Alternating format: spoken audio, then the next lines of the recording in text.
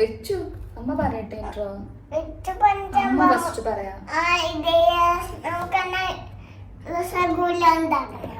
എന്നാ നീ പറഞ്ഞു കൊടുക്ക റെസിപ്പി. എങ്ങനെയാ രസഗുള ഉണ്ടാക്കുന്നത്? എങ്ങനെയാ ഉണ്ടാക്കുക?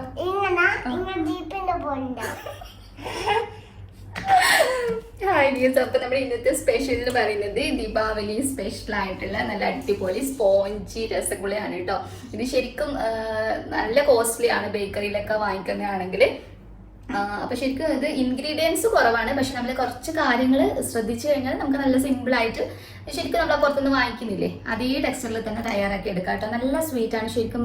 ദീപാവലിക്കൊക്കെ ഉണ്ടാക്കിയെടുക്കാൻ ഏറ്റവും സ്പെഷ്യൽ ആയിട്ടുള്ള സ്വീറ്റ് ആണെന്ന് തന്നെ പറയാം. എല്ലാവരും തയ്യാറാക്കി നോക്കുക. ചാനൽ ഇഷ്ടപ്പെടുവാണെങ്കിൽ സബ്സ്ക്രൈബ് ചെയ്യാനും ബെല്ലൈക്കൺ ക്ലിക്ക് ചെയ്യാനും മറക്കരുത്.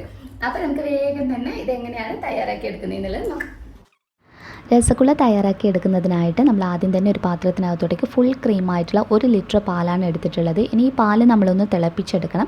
അപ്പോൾ ഇത് പെർഫെക്റ്റ് ആയിട്ട് കിട്ടാൻ നമുക്ക് കുറേ കാര്യങ്ങൾ ശ്രദ്ധിക്കാനുണ്ട് ഇതിനകത്ത്. അപ്പോൾ ആദ്യമേ തന്നെ ചെയ്യേണ്ടത് നമ്മൾ ഈ പാല് തിളപ്പിക്കാൻ വെച്ച് കഴിഞ്ഞാൽ ഇടയ്ക്കിടയ്ക്കെങ്കിലും ഒന്ന് ഇതുപോലെ തവി വെച്ചിട്ടൊന്ന് ഇളക്കി കൊടുക്കാൻ വേണ്ടിയിട്ട് പ്രത്യേകം ശ്രദ്ധിക്കുക.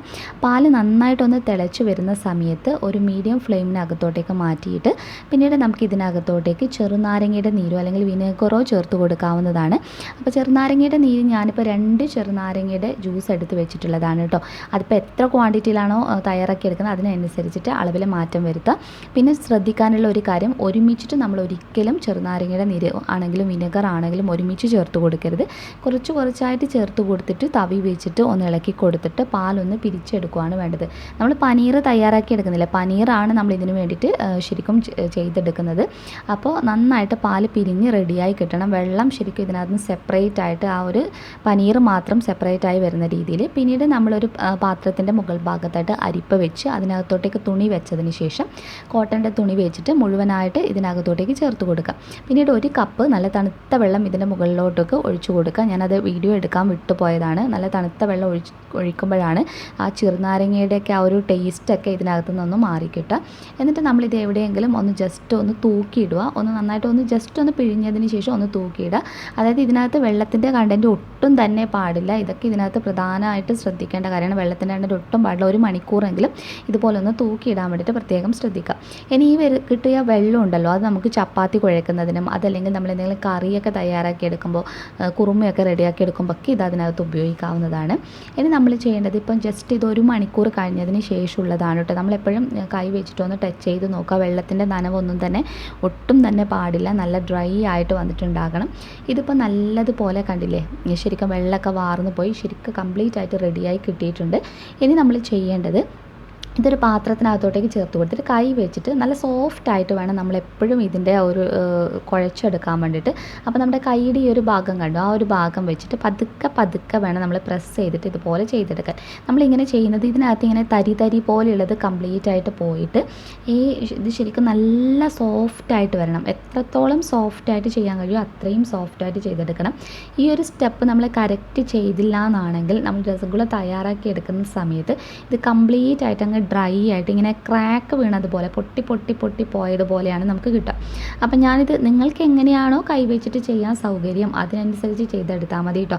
അപ്പോൾ ഒന്നുകിൽ കൈയുടെ നമ്മൾ വിരലുകൾ ഉപയോഗിച്ചിട്ട് ജസ്റ്റ് ഒന്ന് പ്രസ് ചെയ്തിട്ടോ അതല്ലെങ്കിൽ കൈപ്പത്തി വെച്ചിട്ടോ ജസ്റ്റ് ഒന്ന് കുഴച്ചെടുക്കും. നന്നായിട്ട് റെഡിയായി കഴിഞ്ഞ് കഴിഞ്ഞാൽ പിന്നീട് നമ്മൾ ഒത്തിരി സമയം നമ്മൾ ചപ്പാത്തിക്കൊന്നും കുഴക്കുന്നത് പോലെ ഈ മാവ് കുഴച്ചെടുക്കാൻ പാടില്ല.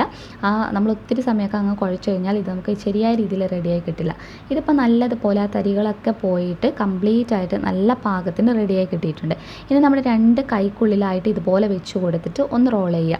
വീണ്ടും നമ്മളൊന്ന് പതുക്കെ പ്രസ് ചെയ്യുക. ഇങ്ങനെയൊക്കെ ചെയ്യുമ്പോൾ ഇത് നല്ല സോഫ്റ്റായിട്ട് വരും. ഒട്ടും ക്രാക്ക് വീഴില്ല. നമ്മൾ സിറപ്പിനകത്തോട്ടേക്ക് ഇടുന്ന സമയത്ത് റോൾ ചെയ്തിട്ട് പിന്നീട് നമുക്ക് കട്ട് ചെയ്യാം. ഇപ്പം ഞാൻ കട്ട് ചെയ്തത് കുറച്ച് വലിയ സൈസിലായിരുന്നു. അപ്പോൾ നിങ്ങൾ ഇത്രയും സൈസിൽ കട്ട് ചെയ്യേണ്ട കേട്ടോ. ഇതിനേക്കാളും ഇരട്ടി ശരിക്കും നമ്പേഴ്സിൽ നമുക്ക് തയ്യാറാക്കി എടുക്കാവുന്നതാണ്. ഇതിപ്പോൾ സിറപ്പിലിടുമ്പോൾ ഒന്നുകൂടി കുറച്ച് വലിയ സൈസിലാണ്, വലിയ സൈസ് എന്നല്ല, നല്ല അത്യാവശ്യം അത്യാവശ്യം ഒരു വലിയ സൈസിലാണ് കിട്ടുക. നിങ്ങൾക്ക് ചെറിയ ചെറിയ ബോളായിട്ട് ചെയ്തെടുക്കാവുന്നതാണ്.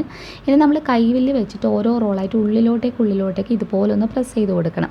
എന്നിട്ട് വേണം നമ്മൾ റോൾ ചെയ്യാൻ. ഇങ്ങനെയൊക്കെ റോൾ ചെയ്യുമ്പോൾ നല്ല സോഫ്റ്റ് റോളായിട്ട് നമുക്ക് റെഡിയായി കിട്ടും. അപ്പോൾ ഇതിപ്പോൾ നിങ്ങൾക്ക് കാണുമ്പോൾ ചെറിയൊരു ബോൾ പോലെ ആണെങ്കിലും ഇത് നമ്മൾ സിറപ്പിലോട്ടേക്ക് ഇടുന്ന സമയത്ത് ഇതിൻ്റെ സൈസ് ഒത്തിരി അങ്ങ് ഡബിളായിട്ട് വരും. അപ്പോൾ ഇതിവിടെ റെഡി ആയിട്ടുണ്ട്. ഇനി സിറപ്പ് തയ്യാറാക്കിയെടുക്കാം. ഞാനിപ്പോൾ എടുക്കുന്നത് 2 കപ്പ് പഞ്ചസാരയാണ്. 2 കപ്പെങ്കിലും ഉപയോഗിച്ചാൽ മാത്രമേ നല്ല സ്വീറ്റായിട്ട് റെഡിയാക്കി എടുക്കാൻ കഴിയുള്ളൂ. 2 കപ്പ് പഞ്ചസാരയ്ക്ക് 5 കപ്പ് വെള്ളം വേണം. വെള്ളത്തിൻ്റെ അളവ് ഒരിക്കലും കുറവ് ഉപയോഗിക്കരുത്. 2 കപ്പിന് 5 കപ്പ് തന്നെ കറക്റ്റ് അളവാണ്. വെള്ളം കുറഞ്ഞു കഴിഞ്ഞ് കഴിഞ്ഞാൽ രസഗുള അതിനകത്ത് മുങ്ങിക്കിടക്കാനുള്ള വെള്ളം സിറപ്പ് ഉണ്ടാകില്ല. അപ്പോൾ ഒട്ടും തന്നെ ടേസ്റ്റ് ഉണ്ടാവില്ല. ഇനി ഇതിനകത്തോട്ടേക്ക് ഒരു ഫ്ലേവറിന് വേണ്ടിയിട്ട് ഏലക്ക ചതച്ചത് 2 3 ഒന്ന് ചതച്ചിട്ട് ഇതുപോലെ ചേർത്ത് കൊടുത്ത് തവി വെച്ച് മിക്സ് ചെയ്യുക. പഞ്ചസാര നന്നായിട്ട് മിക്സായി വന്നതിന് ശേഷം ഒരു 5 മിനിറ്റ് ഇത് തിളപ്പിച്ചെടുക്കുക. ജസ്റ്റ് 5 മിനിറ്റ് തിളപ്പിച്ചാൽ മതി. വന്നു കഴിഞ്ഞ് കഴിഞ്ഞാൽ ജസ്റ്റ് പതുക്കെ നമ്മൾ ഇത് ഓരോന്നായിട്ട് ചേർത്ത് കൊടുക്കുക. ഇത് പെട്ടെന്ന് റെഡിയായി കിട്ടും കേട്ടോ. അപ്പോൾ ചേർത്ത് കഴിഞ്ഞാൽ ഒരു 10 മിനിറ്റ് അടച്ച് വെച്ചിട്ട് മീഡിയം ഫ്ലെയിമിലിട്ടിട്ട് റെഡിയാക്കി എടുത്താൽ മതി. ഇതിപ്പോൾ ഒരു 6-7 മിനിറ്റിന് ശേഷമുള്ളതാണ്. അപ്പോൾ ഒരു 7 മിനിറ്റൊക്കെ ആവുന്ന സമയത്ത് നമ്മൾ ജസ്റ്റ് സ്പൂൺ വെച്ചിട്ട് ഒന്ന് തിരിച്ചിട്ട് കൊടുക്കുക. അതായത് അതിൻ്റെ മറ്റേ സൈഡ് കൂടി സിറപ്പിനകത്തോട്ടേക്ക് മുങ്ങിപ്പോകുന്ന രീതിയിലോട്ടേക്ക് ഒന്ന് ജസ്റ്റ് ഒന്ന് തിരിച്ചിട്ട് കൊടുത്താൽ മതി കേട്ടോ. അതായത് ആ സിറപ്പിൽ നന്നായിട്ട് ഇതൊന്ന് മുങ്ങിക്കിടക്കണം. ഇതൊന്നുകൂടി 10 മിനിറ്റ് ആകുമ്പോഴത്തേക്ക് കുറച്ചുകൂടി സൈസ് അങ്ങ് മാറിയിട്ടുണ്ടാകും. അപ്പോൾ അതാണ് ഞാൻ നേരത്തെ പറഞ്ഞത്, നിങ്ങൾക്ക് കുഞ്ഞു ബോൾസ് ആയിട്ടാണ് വേണ്ടത് ഏറ്റവും ചെറിയ സൈസിലൊന്ന് റെഡിയാക്കി എടുത്താൽ മതി. ഇതിപ്പോൾ ഇവിടെ റെഡി ആയിട്ടുണ്ട്. ഇത്രയേ ഉള്ളൂ കാര്യം. ഇനി നമ്മളിത് അപ്പം തന്നെ യൂസ് ചെയ്യരുത്. ഒരു 4-5 മണിക്കൂർ ഇത് സിറപ്പിനകത്ത് തന്നെ ഇട്ട് വെക്കുക. എന്നിട്ട് വേണം നമ്മൾ സെർവ് ചെയ്യാൻ വേണ്ടിയിട്ട്. അപ്പോഴാണ് ആ ഒരു പെർഫെക്റ്റ് ടേസ്റ്റൊക്കെ നമുക്ക് കിട്ടുക. ഞാനിപ്പോൾ ഏകദേശം ഒരു 5-6 മണിക്കൂർ സിറപ്പിനകത്ത് ഇട്ട് വെച്ചതിന് ശേഷമാണ് കേട്ടോ. ഇതിപ്പോൾ അത്യാവശ്യം നല്ല മധുരമുണ്ട്, നല്ല സ്പോഞ്ചി ടെക്സ്ചറിൽ നമുക്ക് റെഡിയായി കിട്ടിയിട്ടുണ്ട്. അപ്പോൾ നമ്മൾ ആ മാവ് കുഴച്ച് നമ്മുടെ ആ ഒരു പനീർ എങ്ങനെയാണ് കുഴച്ചെടുക്കുന്നത് എന്നുള്ളതാണ് ഇതിൻ്റെ ശരിക്കും ഒരു പെർഫെക്ഷൻ എന്ന് പറയുന്നത്. അത് നമ്മൾ കറക്റ്റായിട്ട് ചെയ്തിട്ടില്ലെങ്കിൽ ലാസ്റ്റ് നമ്മൾ സിറപ്പിലിടുന്ന സമയത്ത് മൊത്തം സിറപ്പുമായിട്ട് ഒന്നുകിൽ മിക്സായി പോകും, അതല്ലെങ്കിൽ ക്രാക്ക് വീണ് പോകും. അപ്പോൾ ഇത് നിങ്ങൾക്ക് ഗാർണിഷ് ചെയ്യുന്നതിന് വേണ്ടിയിട്ട് പിസ്ത ചെറുതായിട്ട് കട്ട് ചെയ്തിട്ടോ അതല്ലെങ്കിൽ കുങ്കുമപ്പൂ വെച്ചിട്ട് നമ്മൾ സാഫ്രോൺ വെച്ചിട്ട് ഡെക്കറേറ്റ് ചെയ്യും. ഞാനിപ്പോൾ അതൊന്നും ചെയ്തിട്ടില്ല. ആ ഒരു കളർ കോമ്പിനേഷൻ കിട്ടുന്നതിന് വേണ്ടിയിട്ട് നമ്മുടെ തേങ്ങയുണ്ടല്ലോ, തേങ്ങയാണ് ജസ്റ്റ് സ്ട്രോബെറിക്കകത്ത് ജസ്റ്റ് ഒന്ന് മിക്സ് ചെയ്തിട്ടുള്ളതാണ്. അപ്പോൾ നല്ല സ്പോഞ്ചി ടെക്സ്ചറിലാണ് ഇതിപ്പോൾ റെഡിയായി കിട്ടിയിട്ടുള്ളത്. നല്ല ഇതിൻ്റെ ഉൾഭാഗം ഞാൻ ജസ്റ്റ് ഒന്ന് കാണിച്ചു തരാം എത്രത്തോളം നല്ല പെർഫെക്റ്റായിട്ട് നമുക്ക് എത്ര സോഫ്റ്റായിട്ട് കിട്ടിയിട്ടുണ്ട് എന്നുള്ളത്. അപ്പോൾ കയ്യിൽ വെച്ചിട്ട് ഞാൻ പ്രസ് ചെയ്യുന്ന സമയത്ത് നിങ്ങൾക്ക് ഇതിൻ്റെ ഒരു ടെക്സ്ചർ എന്തായാലും മനസ്സിലായിട്ടുണ്ടാവും എത്രത്തോളം സ്പോഞ്ചി ആണെന്നുള്ളത്. അപ്പോൾ നമുക്കൊന്ന് സ്പൂൺ വെച്ചിട്ട് ജസ്റ്റ് ഒന്ന് മുറിച്ച് നോക്കാം ഇതിൻ്റെ ഉൾഭാഗം. അപ്പോൾ ഈ തേങ്ങ ചിരകി ഇതിനകത്ത് ഒരു ഇത്തിരി 1-2 ഡ്രോപ്പ് സ്ട്രോബെറി എസൻസ് ആണ് കേട്ടോ ഞാൻ ആഡ് ചെയ്തിട്ടുള്ളത്. ആ ഒരു വൈറ്റ് കളറിന് ഒരു നല്ലൊരു കോമ്പിനേഷൻ കിട്ടാൻ വേണ്ടിയിട്ട് ചെയ്തു എന്നുള്ളൂ. അങ്ങനെ ചെയ്യണമെന്ന് ഒരു നിർബന്ധമില്ല കേട്ടോ. നമ്മൾ സെർവ് ചെയ്യുമ്പോൾ എപ്പോഴും കാണാനൊരു ഭംഗിക്ക് വേണ്ടിയിട്ട് ചെയ്തു എന്നേ ഉള്ളൂ. അപ്പോൾ നല്ല സോഫ്റ്റായി റെഡിയായി കിട്ടിയിട്ടുണ്ട്. അപ്പോൾ ഈ ടിപ്സൊക്കെ വെച്ച് നിങ്ങളൊന്ന് ട്രൈ ചെയ്ത് നോക്ക്. ദീപാവലിക്ക് നല്ല അടിപൊളിയായിട്ടുള്ള സ്വീറ്റാണ്. നെക്സ്റ്റ് വീഡിയോയിൽ ഇനിയും കാണാം. അതുവരെ ടേക്ക് കെയർ. ബൈ.